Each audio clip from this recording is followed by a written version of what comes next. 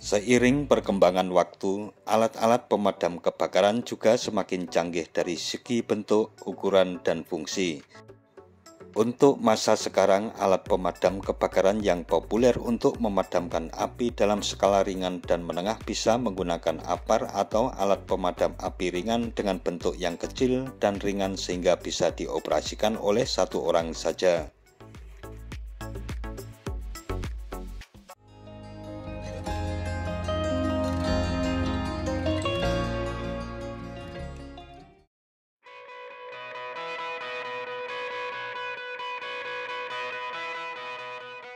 Assalamualaikum warahmatullahi wabarakatuh. Mitra DMTV, alat pemadam kebakaran atau APAR adalah alat yang digunakan untuk memadamkan api atau mengendalikan kebakaran kecil. APAR sendiri terus berkembang dari zaman ke zaman. Dari bentuk, kualitas, media di dalamnya semakin disempurnakan untuk memerangi beragam jenis kebakaran.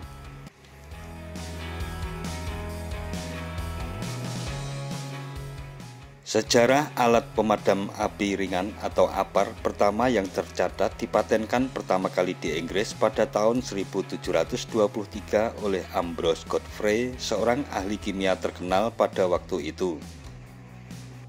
Tabung pemadam api pada saat itu terdiri dari tong berisi cairan pemadam kebakaran dan slot timah yang berisi mesiu. Setelah itu, alat pemadam api modern ditemukan oleh Kapten Inggris George William Manby pada tahun 1818. Alat ini terdiri dari bejana tembaga dan larutan abu mutiara atau kalium karbonat yang terkandung dalam udara terkompresi dan terintegrasi untuk mengeluarkan semburan cairan ke arah api.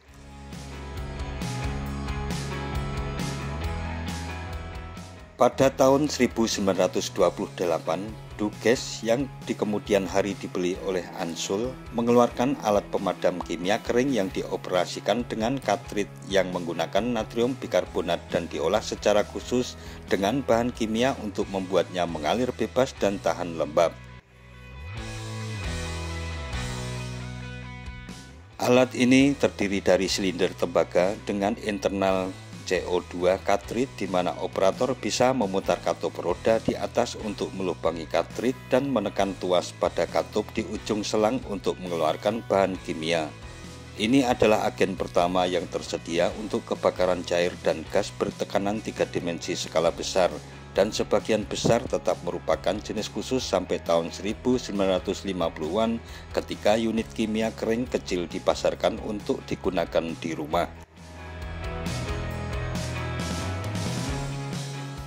Bahan kimia kering ABC datang dari Eropa pada tahun 1950-an dengan Super K ditemukan pada awal 60-an dan Purple K dikembangkan oleh Angkatan Laut Amerika Serikat pada akhir 1960-an. Pada tahun 1970-an, Halon 1211 datang ke Amerika Serikat dari Eropa, di mana ia telah digunakan sejak akhir 40-an atau awal 50-an. Halon 1301 telah dikembangkan oleh DuPont dan Angkatan Darat Amerika Serikat pada tahun 1954. 1211 dan 1301 bekerja dengan menghambat reaksi berantai api, dan dalam kasus Halon 1211 bahan bakar kelas A pendinginan juga. Halon masih digunakan sampai sekarang tetapi tidak disukai untuk banyak penggunaan karena dampak lingkungannya. Negara Indonesia sendiri sudah melarang penggunaan halon karena merusak lingkungan. Eropa dan Australia juga sudah sangat membatasi penggunaannya sejak Protokol Montreal tahun 1987. Pembatasan yang lebih ringan telah diterapkan di Amerika Serikat, Timur Tengah, dan Asia.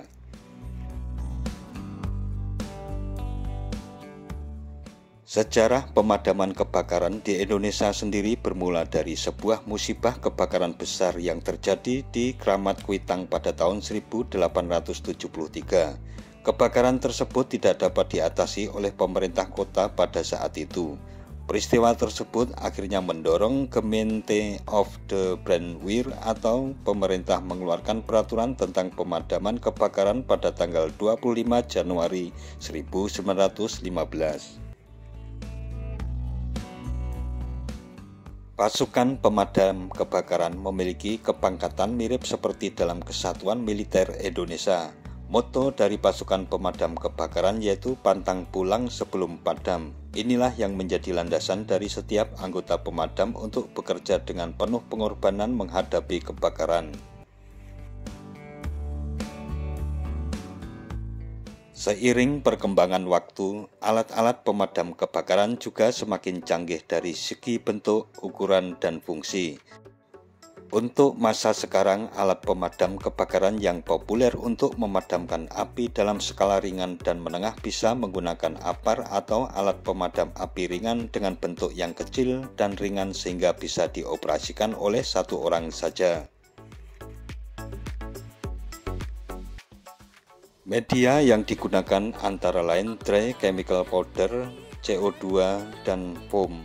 Alat ini cocok digunakan untuk kebakaran kecil yang belum membesar. Untuk skala kebakaran yang lebih besar, petugas pemadam menggunakan jaringan instalasi hidran.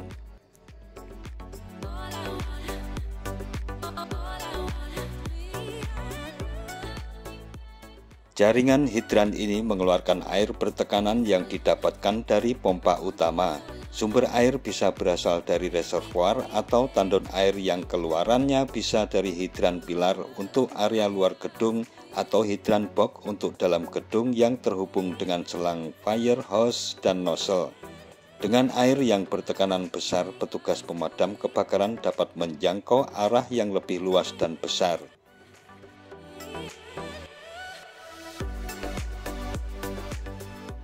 Nah, mitra DMTV, demikian sekilas sejarah alat pemadam api di dunia yang sampai saat ini sering ditemukan dan digunakan serta sudah mengalami perkembangan dari masa ke masa sehingga akhirnya menjadi alat pemadam modern dan aman. Jangan lupa subscribe dan tekan tombol loncengnya agar tidak ketinggalan dengan video-video terbaru dari DMTV. Sekian dan wassalamualaikum warahmatullahi wabarakatuh.